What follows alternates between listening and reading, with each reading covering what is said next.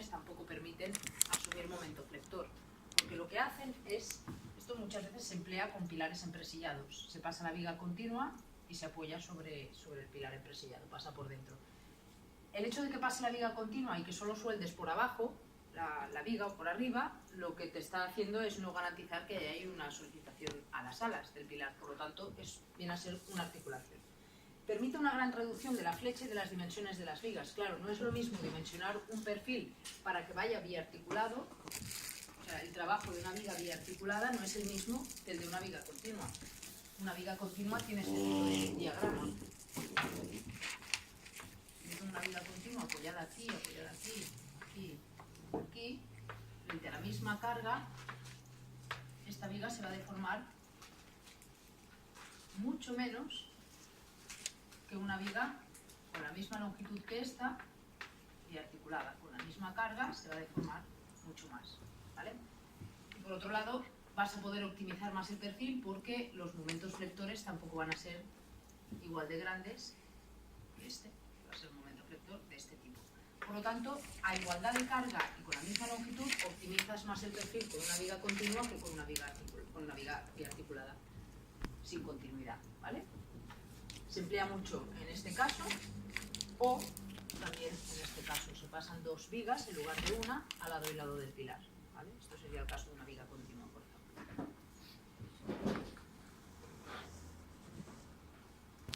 Los entramados con nudos rígidos, a diferencia de las uniones articuladas, permiten asumir esfuerzos horizontales, permiten asumir momento flector en el nudo, ¿vale?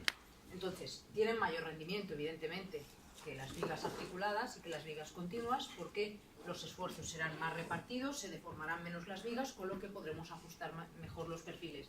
Por otro lado, las uniones son más complicadas, porque no es lo mismo venir y soldar solamente el alma del perfil, a tener que dar continuidad a las alas, añadir rigidizadores, soldar los rigidizadores, se complica más aún. Por lo tanto, la ejecución y el montaje son más complejos y costosos, pero permite reducir el canto de los elementos. Son más sensibles, esto es importante, a la existencia de asientos en el terreno. Si tú tienes un elemento continuo que está uniendo rígidamente una pieza con otra, cuando haya un pequeño movimiento diferencial en el suelo, el hecho de esa rigidez que tiene la unión hará que se marque la fisura. En cambio, si tú dejas que el elemento se mueva mínimamente porque puede girar, pues va a ser menos susceptible a los movimientos que pueda haber en el terreno. Por lo tanto, las uniones rígidas, los entramados con nudos rígidos, son más sensibles a la existencia de asientos diferenciales, ¿vale? Ejemplos de nudos rígidos. Este es muy habitual. O sea, pasar el pilar en este caso, interrumpir la viga, pasar un rigidizador del mismo espesor, por ejemplo, o similar a las alas de la viga, arriba y abajo, o bien así. O sea, si esta viga además la queremos rigidizar para asumir aquí mayor momento flector y poner aquí unos rigidizadores y unos rigidizadores aquí, pues este también es un entramado, un nudo rígido bastante habitual. Otro, este de aquí, ya lo veis, pasar unos rigidizadores por arriba y por abajo con esta geometría que soliciten, si la viga es más estrecha que el pilar, que soliciten a las alas del pilar en su totalidad. ¿Veis? O sea, lo que hacemos es poner un rigidizador que se amplía, solicita la totalidad del ala y lo mismo al otro lado. Y por aquí dentro pasamos unos rigidizadores. O bien esta unión con rigidizadores por los laterales son ejemplos de nudos rígidos. Ejemplos de uniones rígidas con pilares conformados por dos UPNs, por ejemplo, pues sería este tipo.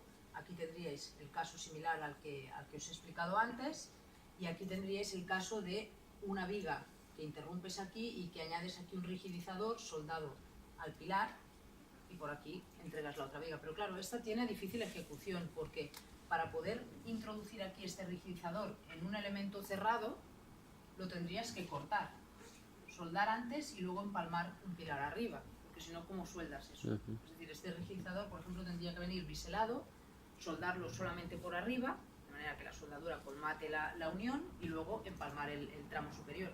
Si no, no lo puedes hacer. O bien dejar un registro por aquí delante para poder, es decir, este tramo de aquí, soldarlo después para poder implementar este. Es decir, es más compleja esta unión así de ejecución, ¿vale?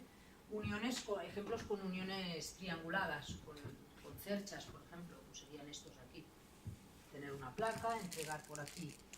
Va muy bien en las cerchas usar perfiles dobles, es decir, si la diagonal de una cercha la solucionas con 2 CPNs o con 2 UPNs, es mucho más sencilla que si la entregas con un HB o con una IPE, porque claro, la unión es excéntrica cuando tienes un solo perfil.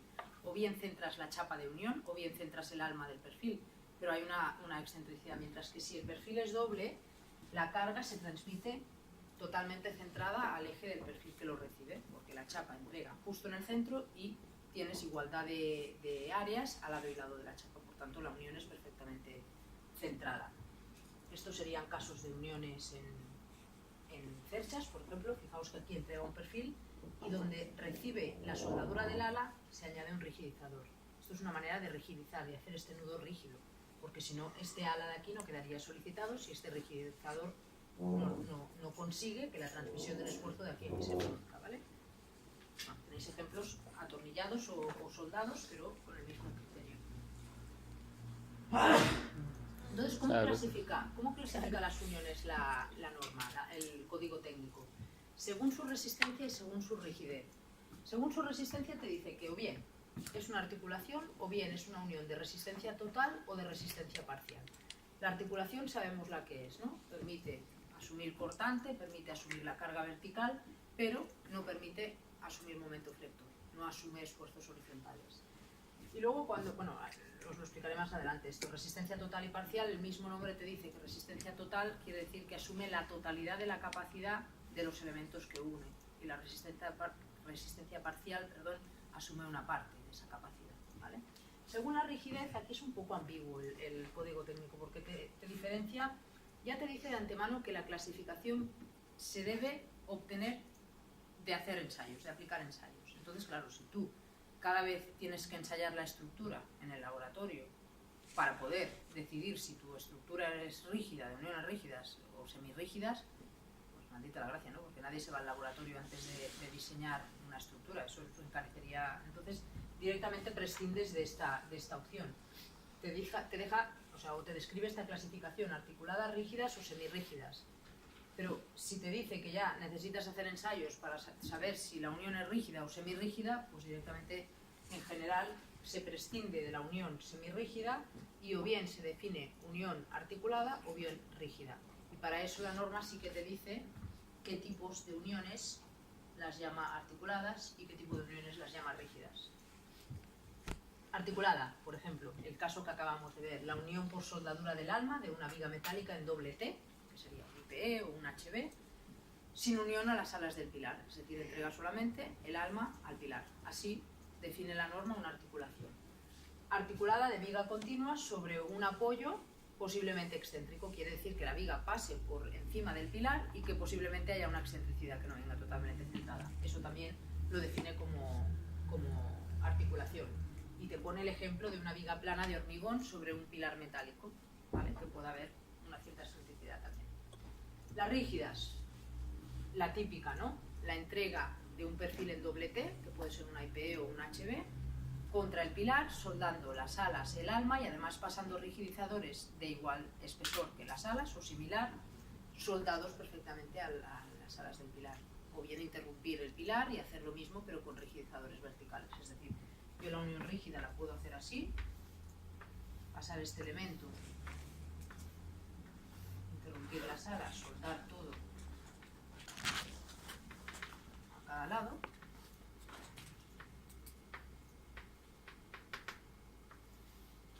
y aquí pasar estos rigidizadores perfectamente soldados.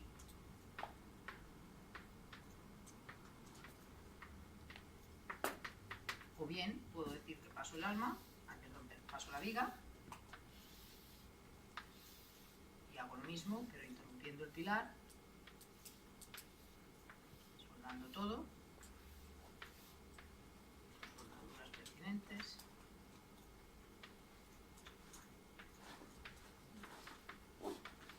y le añado los rigidizadores verticales. ¿Vale? Esta unión y esta unión trabajan igual. ¿Qué es más lógico? Normalmente pasar el elemento grande, de mayor dimensión, e interrumpir el más pequeño. Pero luego, ayer, ¿os acordáis que os dije que podíamos considerar que una unión era rígida a pesar de que no hubieran estos rigidizadores. Pero cuando la norma te exige que se produzcan estas circunstancias. Te dice, rígidas las uniones de pilares interiores realizados con perfiles laminados en I o en H en pórticos de estructuras arriostradas, primero que se considera arriostrada, por tanto, o tiene elementos de arriostramiento o R es inferior a 0,1, ¿vale? Primera condición. En el que las vigas se acometen a ambos lados del nudo realizadas con igualmente perfiles en I o en H, de luces similares. Fijaos qué está exigiendo aquí. Si yo tengo un pórtico con luces iguales y articulo esta de aquí, por ejemplo, ¿qué me pasa?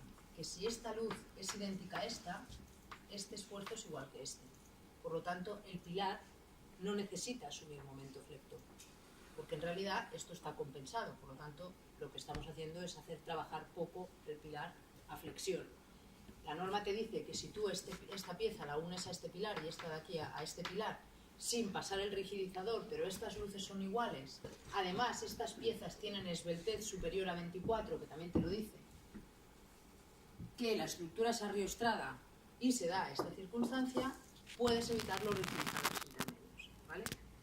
Pero en realidad la gente que se dedica a dimensionar estructuras normalmente los rigidizadores los dispone, ¿vale? Estructuras de nudos rígidos, a pesar de que se cumplan estas condiciones. Porque, ¿y si después en la obra hay un desajuste de longitud? ¿Y si luego una parte está más cargada que la otra por algún cambio de uso? Claro, esto a igualdad de luces y a igualdad de cargas es igual. Pero si esta carga se multiplica por 2 respecto a esta, pues ya hay una descompensación. Entonces vale la pena poner los rigidizadores, que al final una chapa no va a encarecer mucho la estructura, sí que supone más tiempo, pero te da una garantía de tiempo, ¿vale? Entonces, rígidas serían estas, articuladas serían estas. Entonces, cuando habla de la clasificación de resistencia de la unión, nos define las uniones articuladas, las define así: son capaces de resistir los esfuerzos resultantes del análisis global de la estructura. Evidente, porque si yo defino una unión articulada, tengo un esfuerzo cortante y la unión no lo puede asumir, es como si no la tuviera, ¿no? Obtenidos a base del modelo como tales, pero siempre sin tener una capacidad resistente efectiva a flexión mayor, fijaos, de la cuarta parte del momento resistente plástico de cálculo de la pieza de menor resistencia que une. Es decir, si yo uno un IP 260, un IP 300, y esa unión es capaz de asumir un momento flector mayor a la cuarta parte de lo que puede asumir el IP 260, que es la más pequeña, esa unión no se podría considerar articulada, según el código técnico, ¿vale? Pero claro, para que sea capaz de asumir flexión la tengo que soldar en las alas. Si yo no sueldo las alas, esa garantía ya la tengo, ¿vale? Uniones totalmente resistentes o de resistencia completa o total son aquellas en las que la unión garantiza que asume la capacidad máxima de los perfiles que unen. La unión es capaz de resistir más o igual a la capacidad que tienen los perfiles unidos, ¿de acuerdo? Y resistencia parcial asume una parte de esa capacidad máxima de los perfiles que se entregan en la unión. Uniones soldadas a tope o en ángulo. No sé, supongo que todo el mundo ha oído, ¿no?, de lo que es una soldadura, y lo debéis llamar igual, ¿no? Soldaduras a tope y soldaduras en ángulo, o a lo mejor tienen un nombre distinto. Las que son, ¿cómo las llamáis, las soldaduras ahí? Así, a tope y en ángulo. Pues las soldaduras a tope unen dos chapas situadas en el mismo plano o perpendiculares, ¿vale? Yo puedo unir a tope unas chapas que se entregan así.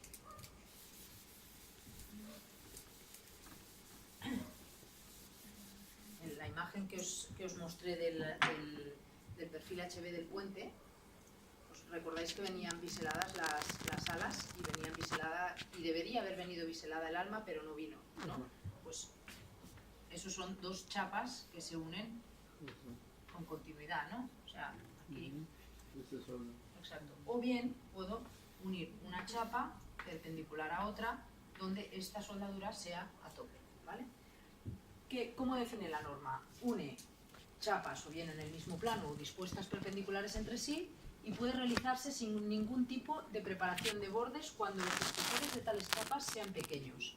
puede ser de penetración total o parcial. Es decir, que la norma te está diciendo que cuando estas chapas son muy delgadas, incluso la puedes considerar a tope sin haber preparado estos bordes, ¿vale?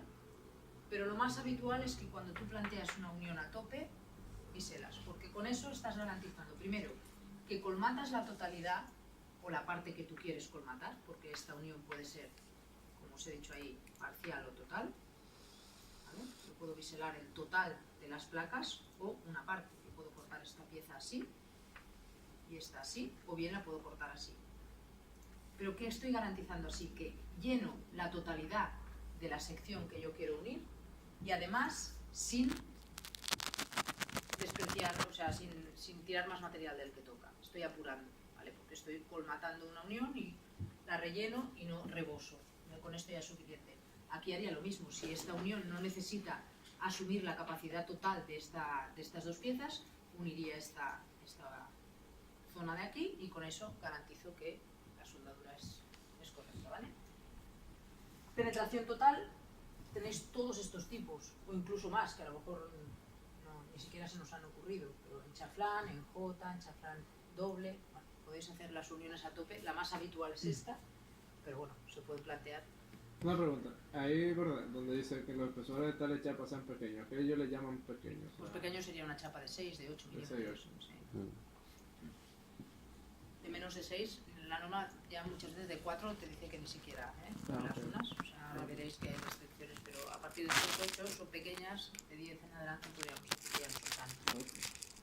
Entonces, chaflán en V, bueno, aquí os podéis mirar tipos de soldadura y que dice distintas modalidades de preparaciones de bordes. Las soldaduras de penetración total, fijaos, es restitutiva del 100% de la capacidad resistente de los elementos, es decir, esta soldadura es capaz de soportar la totalidad de carga que estas dos chapas son capaces de asumir. Y esta de aquí, una parte, es evidente, ¿no? Porque sí. Es calificable como unión de resistencia parcial, evidentemente. La preparación de bordes asegura la completa penetración y facilita el soldeo, con la mínima cantidad posible de metal de aportación. La penetración parcial se ejecuta habitualmente accediendo por ambos lados y la penetración total por uno. Cuando planteamos muchas veces una unión a tope, cuando tú quieres unir dos elementos y no puedes acceder por los dos lados. El caso que os he explicado de los rigidizadores de las UPNs, yo solamente podría acceder por arriba o por abajo si dejo el registro, pero solamente por un lado. Entonces, lo más habitual es cortar la pieza que voy a unir y poder soldar únicamente desde un lado, de esta manera, ¿vale? O sea, esta unión yo la podría hacer desde aquí y no necesitaría acceder desde aquí. Si este acceso lo tengo restringido, pues con este corte garantizo que consigo la unión a tope soldándola solamente por un lado, ¿vale? En ángulo, aquí cuando hablamos de ángulo ya interviene la garganta y la longitud del elemento, ¿vale? Para saber lo que aguanta una soldadura en ángulo, garganta y longitud. ¿Qué es la garganta? La altura del triángulo inscrito en la soldadura, ¿vale? O sea, esta altura de aquí es la garganta, lo veis en el vídeo, o de este de aquí, ¿vale? La altura de la altura máxima del triángulo inscrito en la soldadura es la que define la garganta, y su longitud, ¿vale? Te dice que se emplean para unir piezas que entregan frontalmente, pero no es necesario que se entreguen perpendicularmente, pueden estar desviadas, es decir, este ángulo no es necesario que sea 90 grados, pueden ser menos o más, ¿vale? Variables relevantes, garganta y longitud eficaz. La garganta es la altura máxima del triángulo. A la hora de ejecutar la soldadura se prestará especial atención a que los cordones se depositen sin provocar mordeduras en el material. Es decir, si tú cuando estás haciendo un cordón muerdes, le aplicas excesivo calor y vas haciendo mordiscos a la superficie donde aplicas la soldadura, la estás deteriorando. Por tanto, puede ser que la soldadura aguante, pero el perfil queda dañado, por lo tanto la unión no está bien hecha, ¿vale? Hay que eliminar la escoria. Cada vez que se aplica un cordón, hay que eliminar la escoria, hay que limpiar para volver a aplicar encima otro cordón. Es decir, las soldaduras no se hacen con una pasada, queda soldado y se termina, no, se van haciendo cordones sucesivos.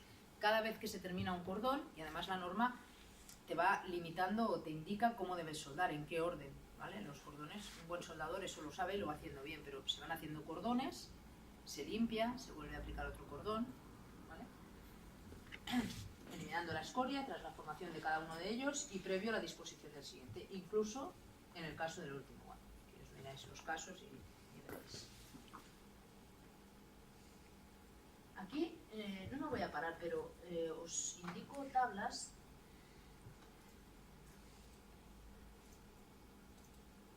para que os las miréis con calma. El código técnico de otras, de posibles soldaduras a tope, en V, ¿vale? En doble T, o sea, para que veáis clasificaciones y tipos de soldadura que os darán, ¿vale? Os miráis la tabla con calma y...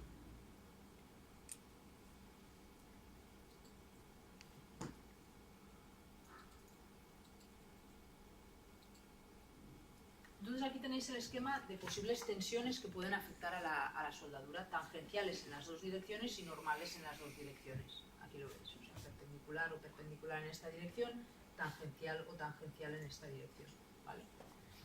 Al final la soldadura va a tener el esfuerzo que nosotros queramos.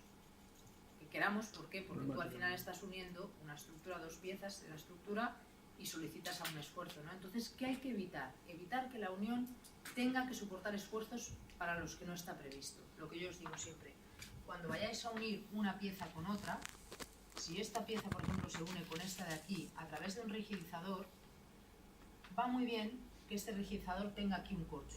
¿Por qué? Porque no me interesa que esta soldadura de aquí se acabe juntando con esta de aquí, porque esta va a tener un trabajo que a lo mejor es este o es este, y este va a ser este o este, el que tenga el esfuerzo de la unión, pero no me interesa que aquí se combinen estos dos y se genere una tercera resultante. No me interesa porque yo no la he previsto, ¿vale? En la unión. Entonces, con este corte tan sencillo evitas que el soldador llegue aquí a unir estos, porque se generan puntos biaxiales y triaxiales de esfuerzos. ¿De acuerdo? Entonces, sí que la unión tiene que soportar la carga para la que tú la has previsto, pero no de más, ¿vale? Por tanto, la ejecución aquí es importante. Defectos más habituales, pues ya veis, los internos y los superficiales. Internos, falta de penetración, es decir, que el material no acabe de penetrar, ¿vale? Que hayan grietas, que hayan materias extrañas en el seno de la soldadura, ¿vale? Si hay materias extrañas en el seno de la soldadura y no lo vemos visualmente, se pueden hacer los controles que os dije el primer día, ¿no? Ultrasonidos, o sea, radiografías, se pueden hacer ensayos más profundos. Poros o oclusiones, es decir, que vayan quedando oquedades dentro de la soldadura, todo esto puede pasar.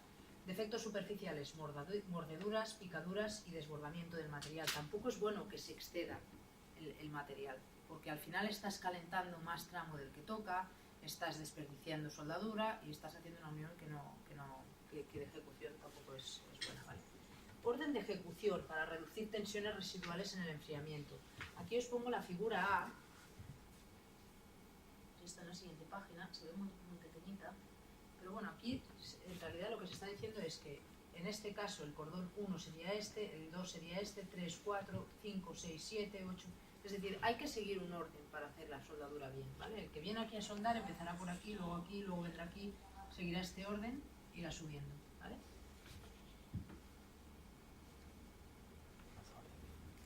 Soldaduras continuas. No se pueden acceder soldaduras continuas de metros. No.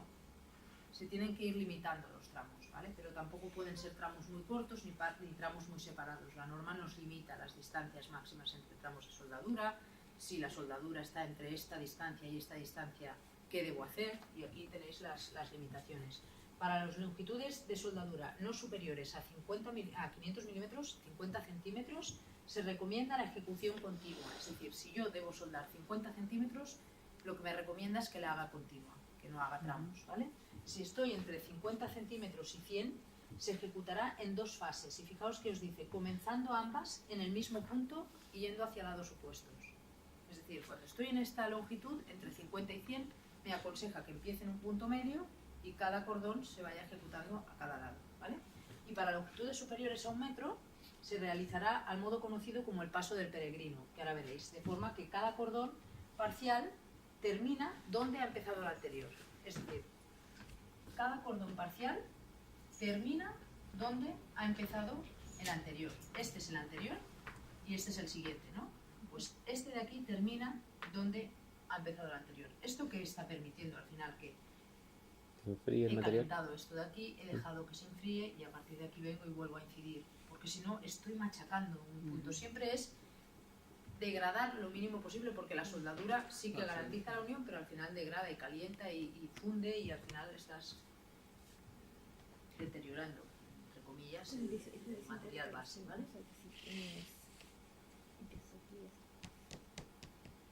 Uniones planas con soldaduras que se cruzan. Uniones planas con soldaduras que se cruzan, ¿vale? ¿Qué nos dice aquí? Se realizarán en primer lugar las soldaduras transversales y tras la preparación de sus bordes extremos, las longitudinales. Es decir, me está diciendo primero ejecuta estas y luego cuando hayas preparado este borde, es decir, para evitar que se junten, pasa esta de aquí, la longitudinal, ¿vale? Son consejos para evitar que se produzcan tensiones triaxiales, biaxiales y demás.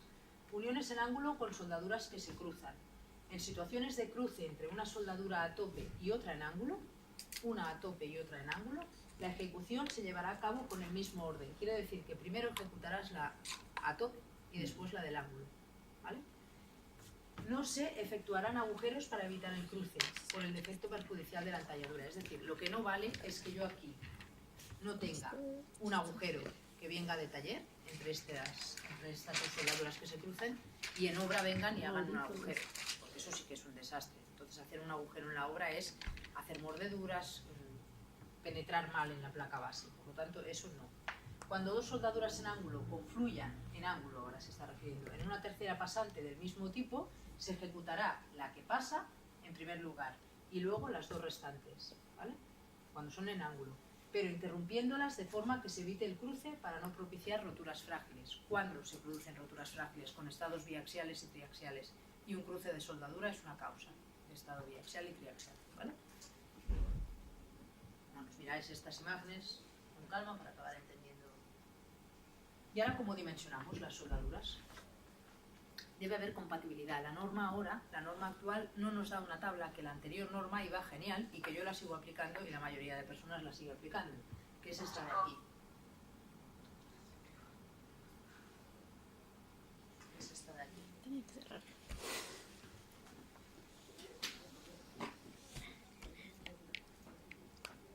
Siempre tenéis que tener en cuenta que no podemos...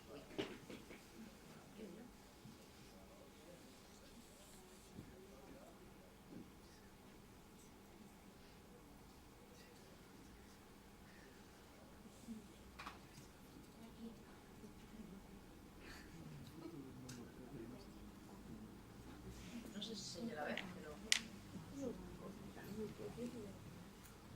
No vale soldar una chapa de esta dimensión con una chapa de esta dimensión, porque el calor que yo necesito para fundir este material y el que necesito para fundir este no tienen nada que ver. Entonces este se va a degradar y este ni se va a enterar cuando yo lo caliente. Entonces la norma nos hace hacer uniones compatibles entre ellas. Lo que pasa es que ahora el código técnico ya veréis que solamente nos dice dos frases y la norma antigua en cambio nos daba esta tabla que iba genial.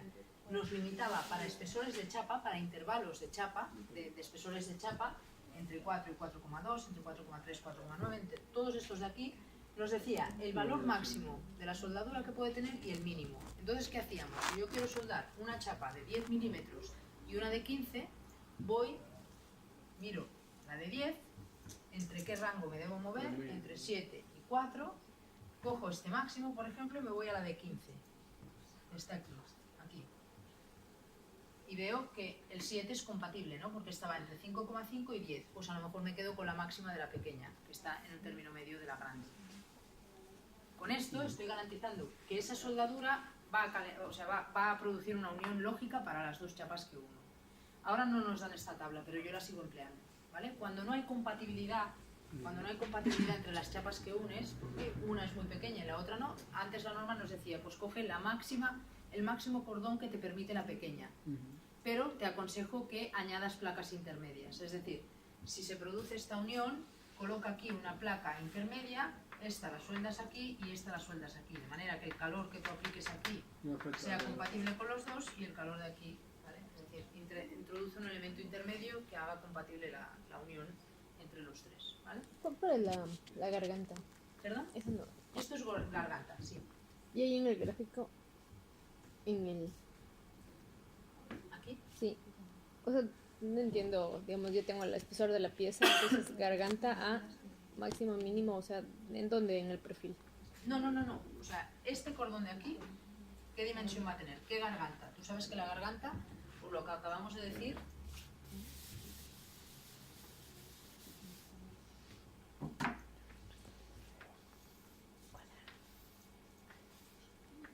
yo hago esta soldadura, la garganta va a ser esta altura, ¿no?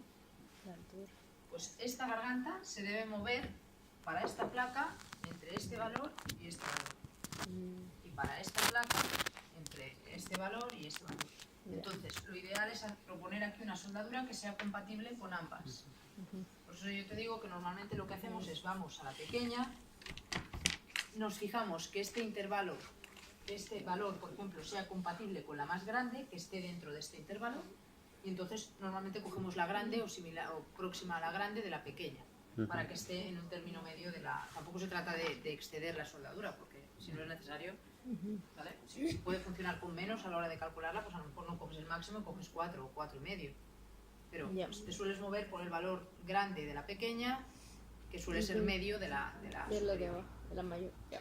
¿vale? Ya ves, sí. Ahora esta tabla no existe, pero la seguimos empleando. Aunque es de la norma anterior, pero va muy bien. Ya. Porque ahora el código técnico, fijaos que nos dice solamente.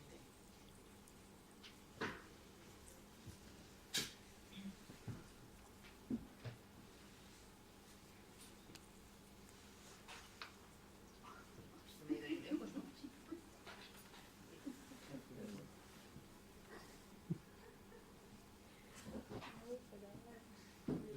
¿Qué nos dice a la hora de dimensionar las soldaduras en ángulo? Soldaduras a tope de penetración total no requieren soldaduras a tope. ¿Qué debemos hacer en las soldaduras a tope? Si hago una soldadura a tope, no la calculo. No debo calcularla, no debo dimensionarla. ¿Por qué? Porque la soldadura a tope, la norma me dice que si está bien ejecutada, garantiza la misma capacidad que el elemento que une. Por lo tanto, no es necesaria hacer comprobación, no es necesaria dimensión. Con soldaduras a tope de penetración parcial y soldaduras en ángulo. Claro, si no estoy colmatando la totalidad de la pieza y solamente estoy seccionando un tramo, esta soldadura se debe dimensionar para saber que es capaz de soportar el esfuerzo que solicita la unión, ¿vale? Entonces nos dice, se considerará como espesor de garganta la profundidad de la penetración que se pueda conseguir de forma estable. Es decir, que yo mire que este hueco de aquí se va a llenar de todo. Si en realidad veo que solamente por el corte que han hecho aquí van a llenarme este tramito de aquí, pues considerar esta altura, ¿vale? Hay que ver lo que han debiéndose determinar esta mediante evidencia experimental, es decir, verla, ¿no? Para el caso de que se tenga preparación de bordes en U, en V, en J o recto, se tomará como espesor de garganta el canto nominal de la preparación menos 2 milímetros, ¿vale? Nos dice el canto nominal de esta preparación, por ejemplo, en V, menos 2 milímetros. Para dimensionar esta unión,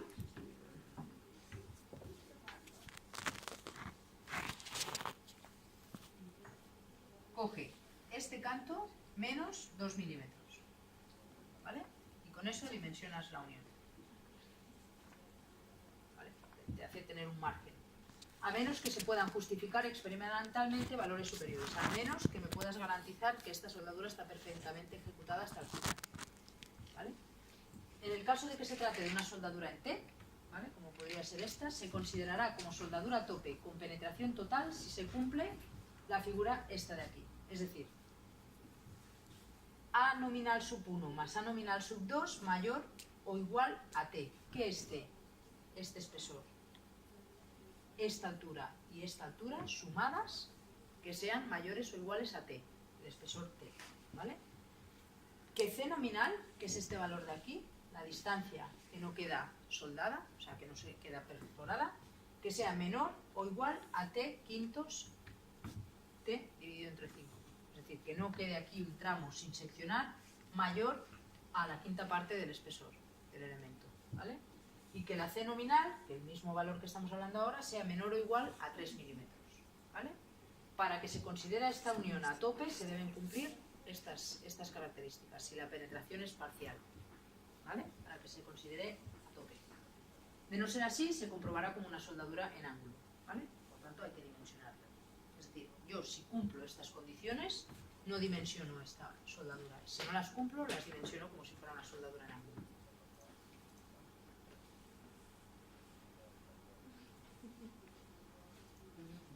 Y ahora aquí veréis tablas y gráficas de las normas, ¿vale? Que es lo que tenéis que tener a mano a la hora de dimensionar las uniones.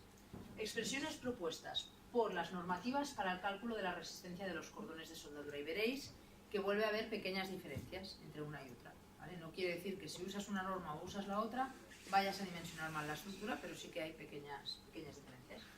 Fijaos, dice, la resistencia de un cordón será suficiente si se cumplen simultáneamente esta expresión, que es la tensión normal en 1, que le llama, o sea, la tensión normal 1 al cuadrado más 3 veces la suma de las dos tensiones tangenciales al cuadrado, menor o igual a FU, que es la resistencia última del acero de las piezas que se unen, porque el acero que empleemos para los perfiles va a ser equivalente en la soldadura, ¿vale?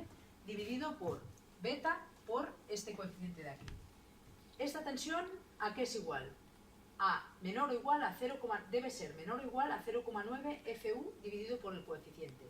Y aquí os digo, en la EAE y en el código técnico no se incluye, es decir, en la EAE está este valor y en el código técnico el 0,9 no existe. Por lo tanto, en esta condición de aquí, si vais al código técnico veréis que esta tensión normal en 1 debe ser menor o igual a FU dividido por el coeficiente sin este valor, ¿vale? Por tanto, ahí una es un poco más restrictiva que la otra. La tensión 2 es la tensión normal perpendicular, o la tensión 1, perdón, es la tensión normal perpendicular a la garganta, lo habéis visto en el esquema aquel que os he pasado antes. Esta tensión es la tensión tangencial en el plano de la garganta, perpendicular al eje de la soldadura. Aquí defino cada una de las tensiones de la soldadura, cuáles son, ¿vale? Os lo leéis y tal. El factor beta es el coeficiente de correlación en función del tipo de acero y vale que sacas de una tabla, ¿no? Sí, sacas de una tabla, lo veréis ahora cuando mencionemos una. Método de la máxima tensión tangencial. Una condición. Método de la máxima tensión tangencial. Que se cumpla que este valor de aquí de cálculo, el esfuerzo de cálculo, sea menor o igual a la capacidad, ¿vale? De la pieza de la soldadura. Y esto es igual a alfa por FW sub D, donde F sub W vale F sub U dividido por raíz de 3. Es decir, es un poco pesado que yo os vaya explicando estas fórmulas, porque en realidad cuando vayáis a dimensionar la unión vais a ir a la norma y vais a decir ¿cómo trabaja la soldadura? ¿Qué fórmula debo aplicar? Esta de aquí, ¿vale? Por eso os dije ayer que esta clase es un poco teórica y la parte inicial sí que es más atractiva porque te dice cómo lo debes hacer, cuándo, tal, pero cuando llegamos a este punto se hace un poco pesado, la verdad, para mí y para vosotros.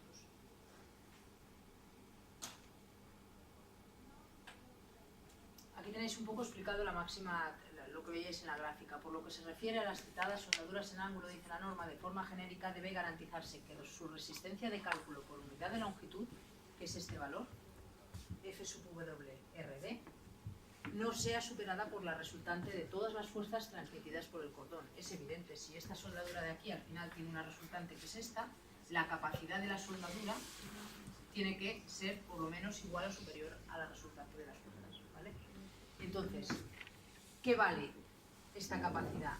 A, que es el cordón de la garganta del cordón de soldadura, por la resistencia, ¿no?, del material, que es este de aquí. Entonces, ¿qué vale la resistencia del material? FU, que es la resistencia última del acero de las piezas que se unen, dividido por raíz de 3 y dividido por este factor de aquí. ¿Qué es esta beta? A es el espesor de la garganta del cordón. Bien. FU, la tensión de rotura de la chapa menos resistente de la unión. Es decir, si yo uniera chapas de distinto material, sería el menor, ¿vale? Porque quiere decir que la unión será equivalente a la menor, ¿vale? FU está. Beta es el coeficiente de correlación en función del tipo de acero. ¿Qué tabla nos lo da? Esta de aquí. Vamos al acero que tenemos, S235, 275, 355. Tenemos esta resistencia a rotura y este factor beta, ¿vale?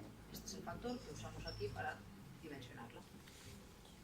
En uniones por solape... Y esa tabla está en el código técnico. En el código técnico, sí. Esta tabla es del código técnico. Perdón. En uniones por solape de longitudes L superiores a 150 veces A, es decir, aquí nos da una condición extra. Cuando el solape, uniones por solape sería, por ejemplo, la unión de una chapa sobre otra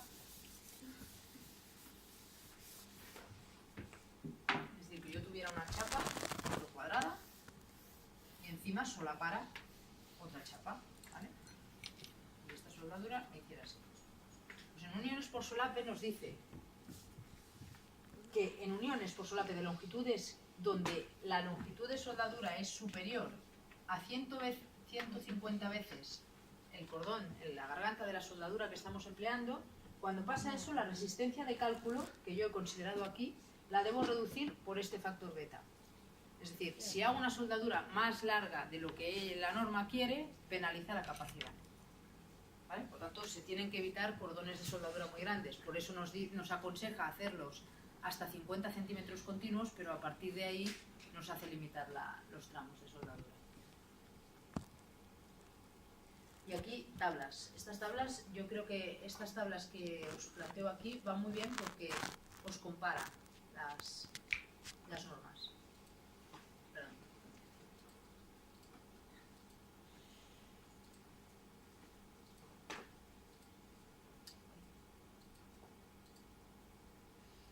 Vamos a leer una parte, ¿vale? Para que veáis diferencias entre una y otra. EAE, código técnico y eurocódigo. Tenéis aquí contrastados a nivel de uniones, ¿vale? Espesor de la garganta. En la EAE dice, la A, el cordón de soldadura, la garganta debe ser mayor o igual a 3 milímetros en chapas menores o igual a 10 milímetros. En chapas menores o iguales a 20 milímetros tiene que ser mayor a 4,5. Fijaos que no nos está dando aquella tabla de la norma anterior, la EA 95, pero sí que nos está dando límites, ¿no? En función del espesor, por lo tanto por ahí va. En chapas superiores a 20 milímetros, el cordón de soldadura tiene que tener una garganta mayor o igual a 5,6 milímetros, ¿vale? Eso, en cambio, el código eso técnico... se considera por ambas caras de la soldadura. ¿Perdón? En ambos lados. Cuando sueldas las dos Sí, platinas, un cordón, ambos. o sea, una Considera soldadura en las dos. ángulo normalmente tiene dos cordones de soldadura. Sí, sí. O sea, cuando tú haces una soldadura en ángulo, quiere decir que puedes acceder por aquí y por aquí, Claro. y entonces lo sueldas así. Porque si no, esto queda cojo. ¿Vale? Si solamente puedes acceder por un lado, El corte. bisela y colmata todo Vale. esto de aquí, ¿vale? Porque entonces estás garantizando que la unión es centrada, ¿vale? Y total. En cambio, el código técnico solamente nos dice que A, el cordón de soldadura, debe ser mayor o igual a 4 milímetros. O sea, no nos hace este intervalo, ¿vale? Y el eurocódigo, que el cordón mínimo debe ser de 3 milímetros solamente. Piezas de sección tubular, que A, la EAE dice que A sea mayor o igual a 0,7 veces su espesor. Las otras normas no dicen nada. Aquí veis diferencias, ¿no? La terminación, los cordones deben prolongarse en una longitud al menos igual a 3 veces el cordón de la soldadura. Esto lo dice la EAE. El código técnico dice que deben prolongarse con el mismo espesor de garganta y la longitud 2A. Estas tablas a mí me van muy bien porque si tú tienes que justificar algo según el código técnico, según el eurocódigo, según la EAE, si tienes aquí resumido las condiciones que te dicen cada norma, o si tú has dimensionado una unión y la tienes que justificar y alguien te rebate la justificación y te dice, oiga, no está cumpliendo esta limitación. Bueno, pero estoy cumpliendo esta y el código técnico está en vigor. Por lo tanto, ¿vale? Para que veáis que cada norma a veces pues, te plantea las cosas diferentes. En cordones discontinuos, por ejemplo, fijaos que aquí la EAE dice, se pueden utilizar en ambientes con grado de corrosividad C1 o C2 con cargas predominantemente estáticas y siempre que el espesor de garganta requerido sea inferior al recomendado. Es decir, cuando tienes corrosividad, te recomienda que el espesor de la garganta sea menor al recomendado, sea inferior, el requerido, o sea, el que necesitas, sea inferior al recomendado. Es decir, que no apures la soldadura, porque pueden haber fallos cuando hay corrosividad, ¿vale? Por lo tanto, ten un margen extra de seguridad. El código técnico dice no utilizables en ambientes corrosivos y se queda así tan ancho, o sea, esta te la deja limitar. En ambientes corrosivos te dice que no hagas cordones discontinuos, el código técnico. Y el eurocódigo dice que no debe utilizarse soldaduras a topes discontinuas no utilizables en ambientes corrosivos, por lo tanto también te las limita totalmente aquí, ¿vale? Ya lo veis que las distancias entre extremos, por ejemplo, estas limitaciones las tenemos que tener claras a la hora de plantear la soldadura. Distancia entre extremos de cordones parciales. Me está diciendo que si yo tengo un tramo muy largo a unir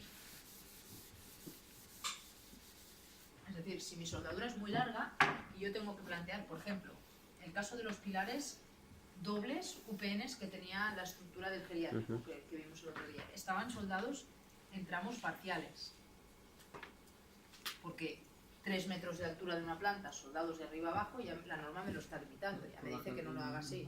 Entonces yo tengo que cumplir unas condiciones de tramo y condiciones de tramo, aparte de que me aguanten el esfuerzo, evidentemente, que el esfuerzo lo tengo que asumir, pero estos tramos están limitados por la norma y cada norma los limita de una manera. Aquí en este caso son comunes el código técnico y el eurocódigo, y la EAE se desmarca un poco. L1 que sea menor o igual a 200 milímetros, L1 que sea menor o igual a 12 veces, esta es la distancia entre extremos de cordones, me está diciendo esta L1, ¿vale? Pues que 20 centímetros, menor o igual a 20 centímetros, es decir, nos la está limitando en función del espesor del elemento, si está comprimido, si está traccionado. No es lo mismo unir un pilar comprimido que unir un elemento traccionado. Aquí la tracción siempre penaliza más, porque la compresión al final acaba uniendo, ¿no? El elemento, la tracción separa. Por lo tanto, ahí la tracción, así como en otros casos la compresión siempre es más crítica, ¿no? Porque pandea, además, en uniones la tracción siempre es más agresiva, ¿no? Porque tiende a separar. Bueno, si vais siguiendo estas limitaciones, longitud de cada cordón parcial, pues ahora me está hablando de este tramo. L0 mayor o igual a 5A. 5A que es 5 multiplicado por el cordón de la soldadura que estoy aplicando, ¿vale? Si yo tengo aquí una soldadura de 4 milímetros, pues 5 por 4, ¿vale? 20 milímetros sería por lo menos este tramo de soldadura, ¿no? Y lo lógico es ir haciendo tramos iguales, ¿vale? Porque no tiene sentido irlos a igualdad de esfuerzo, por ejemplo, en un pilar comprimido, lo lógico es que yo plantee los cordones iguales.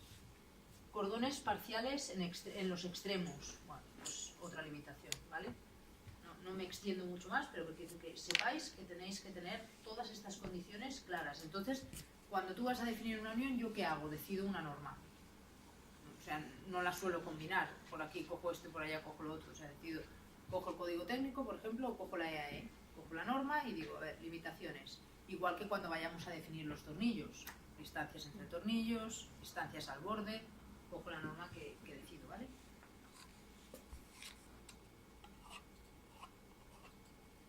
No sé ni qué hora es, las 8. No me paráis hoy, se nota que es teórico esto. Veo caras de sueño. Tamaño de la garganta de soldadura.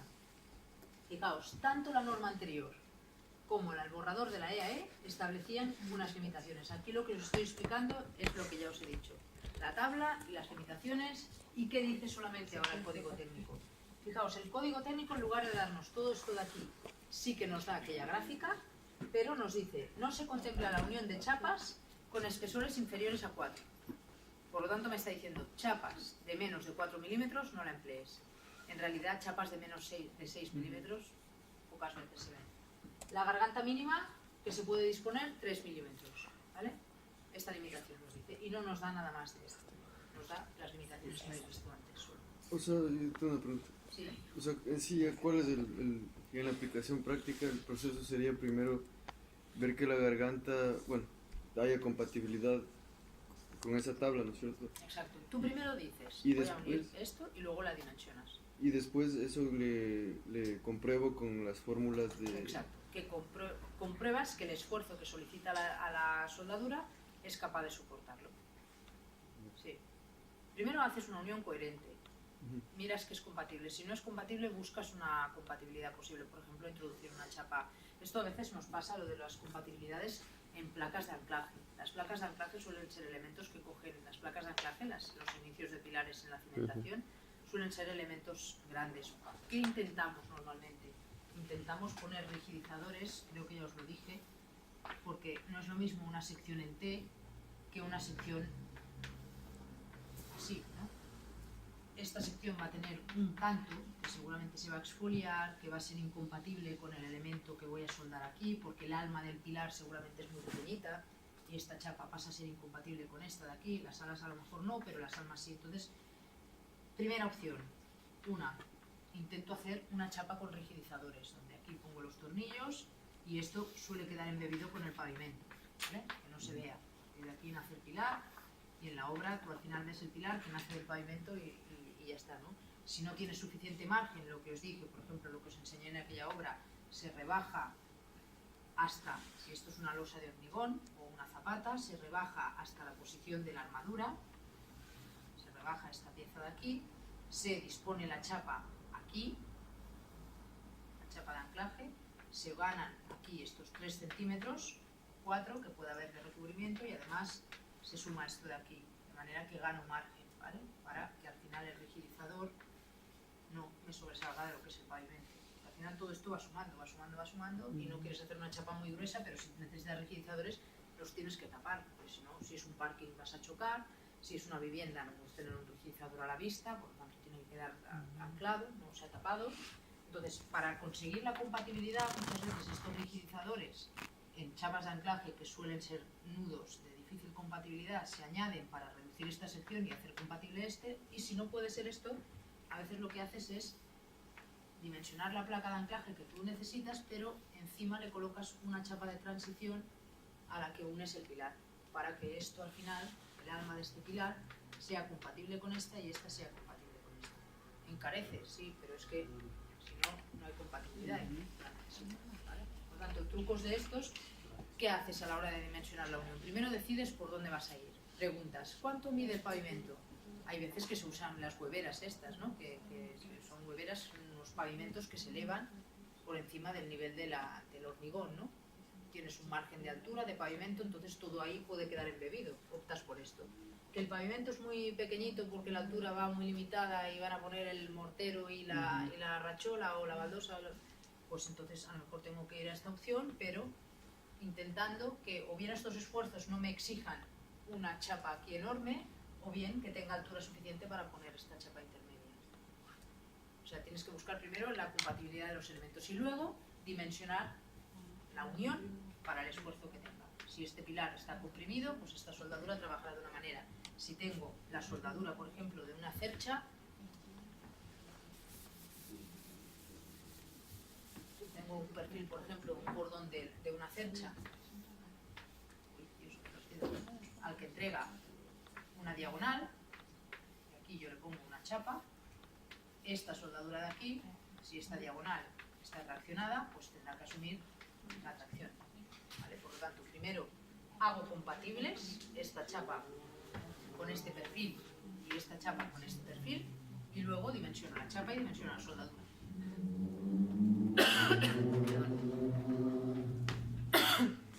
¿Vale?